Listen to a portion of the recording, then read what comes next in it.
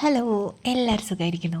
ഇന്ന് എൻ്റെ വീട്ടിൽ എല്ലാവർക്കും, എൻ്റെ ചെറിയ മക്കൾക്ക് തൊട്ട് എൻ്റെ ഹസ്ബൻഡിനും എനിക്കുമെല്ലാം ഏറ്റവും ഇഷ്ടപ്പെട്ട ഒരു കറിയുടെ റെസിപ്പിയാണ് കേട്ടോ.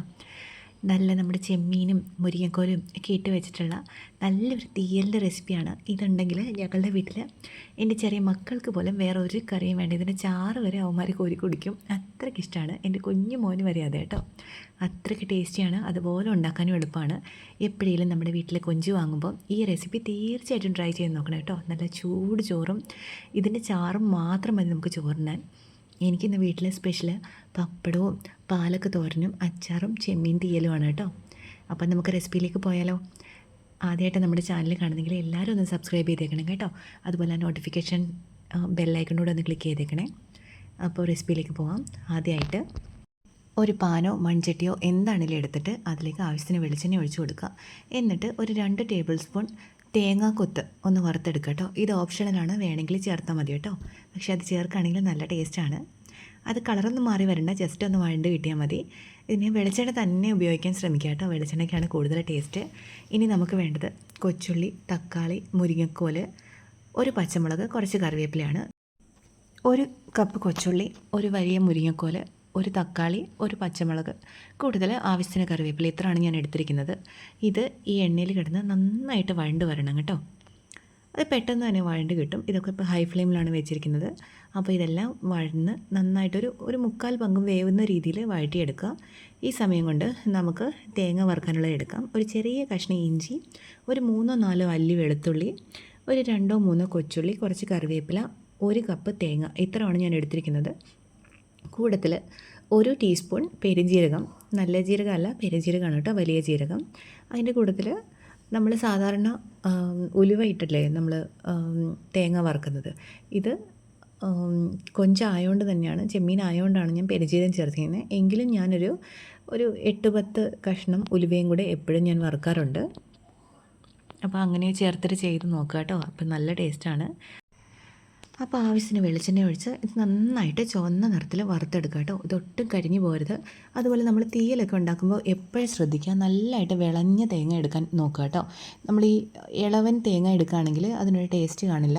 അതുപോലെ നമ്മൾ തീയലിനൊക്കെ വറുക്കുമ്പോൾ പെട്ടെന്ന് തന്നെ മൂത്ത് കിട്ടും കേട്ടോ. കുറച്ച് മഞ്ഞൾപ്പൊടി ചേർത്ത് വറുത്താൽ, ഞാനതുകൊണ്ട് എപ്പോഴും മഞ്ഞൾപ്പൊടി ചേർത്താണ് വറുത്തെടുക്കാറുള്ളത്. അതിനിടയ്ക്ക് നമ്മുടെ മുരിങ്ങക്കോലും തക്കാളിയെല്ലാം വെന്തോന്നും കൂടെ നോക്കുക. അതിലേക്ക് നമുക്ക് ആവശ്യത്തിന് ഉപ്പിട്ട് കൊടുക്കാം. ഉപ്പെല്ലാം നോക്കി ശ്രദ്ധിച്ച് ചേർക്കുക കേട്ടോ, ഒത്തിരി ഉപ്പായി പോവല്ലേ. ഇതിപ്പോൾ നമ്മുടെ തേങ്ങയുടെ കളറൊക്കെ ജസ്റ്റ് ഒന്ന് മാറി വന്നിട്ടുണ്ട്. നന്നായിട്ട് ചുവന്ന രീതിയിൽ വറുത്തെടുക്കണം. അപ്പോൾ ഞാൻ പറഞ്ഞല്ലോ, ഇത് ഒത്തിരി തേങ്ങ നമ്മൾ വറുക്കുന്ന സമയത്ത് ഒത്തിരി തീ കൂട്ടുകയാണെങ്കിൽ ഭയങ്കരമായിട്ട് കരിഞ്ഞു പോകും. പിന്നെ നമ്മുടെ തീയൽ വായിൽ വെച്ച് കൂട്ടാൻ കൊള്ളത്തില്ല. അതുകൊണ്ട് വളരെയധികം തീ ശ്രദ്ധിക്കുക കേട്ടോ. അപ്പോൾ ഞാനിതിലേക്ക് ഒരു 1/2 കിലോ ചെമ്മീൻ വൃത്തിയാക്കിയതും കൂടെ ചേർത്തിട്ട് നന്നായിട്ട് വേവിച്ചെടുക്കുന്നുണ്ട്.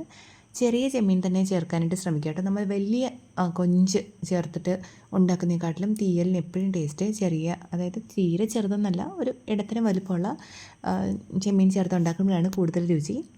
അപ്പോൾ നന്നായിട്ട് തിളച്ചൊന്ന് വെന്ത് വരട്ടെ. നമ്മുടെ തേങ്ങ എല്ലാം വറുത്ത് നല്ല പാകമായിട്ട് വന്നിട്ടുണ്ട്.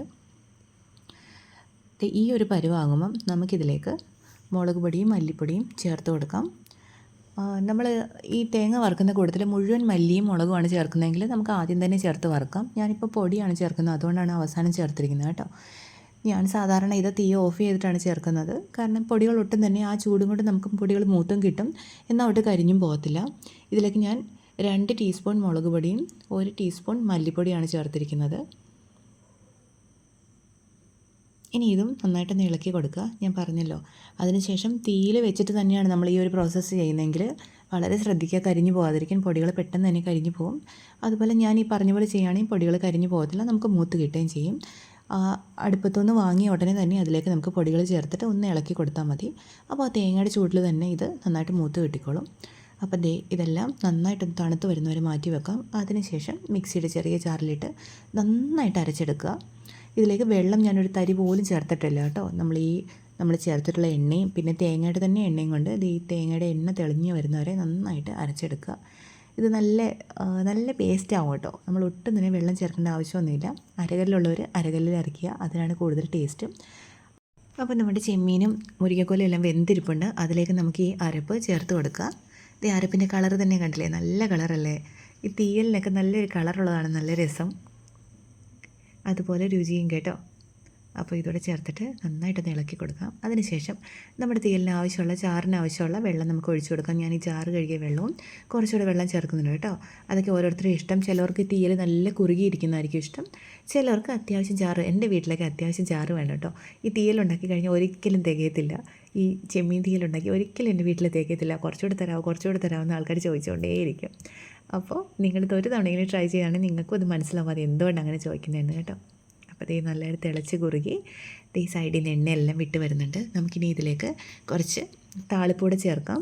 അതിന് മുന്നായിട്ട് ഞാനൊരു 1/4 ടീസ്പൂൺ മതിയാവും ഗരം മസാലകൾ ചേർക്കുന്നത്. ഇത് ഓപ്ഷണലാണ്, വേണമെങ്കിൽ ചേർത്താൽ മതി. അതില്ലെങ്കിൽ നല്ല ടേസ്റ്റാണ്. പെരിഞ്ചീരകത്തിന് നല്ല ടേസ്റ്റ് തന്നെ ഉണ്ടാവും. പിന്നെ ഇതിലേക്ക് ആ ടേസ്റ്റൊക്കെ ബാലൻസ് ചെയ്യാൻ വേണ്ടിയിട്ട് ഒരു നുള്ളു പഞ്ചസാരയും കൂടെ ഞാൻ എപ്പോഴും ചേർക്കാറുണ്ട്. അങ്ങനെ ചേർത്ത് നോക്കട്ടെ. അപ്പോൾ ഈ മസാലക്കൊത്തൊന്നും ഇല്ലാതെ നല്ലൊരു ടേസ്റ്റ് കിട്ടും നമുക്ക്.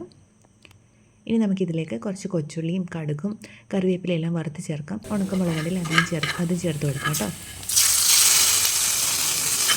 ഇനി നമുക്കിത് നല്ല ചൂട് ചോറിന് കൂടുതൽ സെർവ് ചെയ്യാം. ഞാൻ പറഞ്ഞല്ലോ, ചോറിന് കൂടുതൽ വേറെ ഒരു കറിയുടെ ആവശ്യമില്ല, ഇത് മാത്രം മതി. നമ്മൾ എത്ര ചോറ് വെള്ളം കഴിച്ചു പോട്ടോ.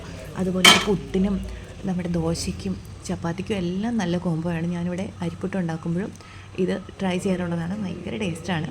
അപ്പോൾ എല്ലാവരും ട്രൈ ചെയ്ത് നോക്കുക. വളരെ എളുപ്പമുള്ള റെസിപ്പിയാണ്. നാടൻ റെസിപ്പിയല്ലേ. ട്രൈ ചെയ്ത് നോക്കിയിട്ട് ഫീഡ്ബാക്ക്സ് ഉറപ്പായിട്ട് അറിയിക്കാം കേട്ടോ. അപ്പോൾ നാളെ കാണാം.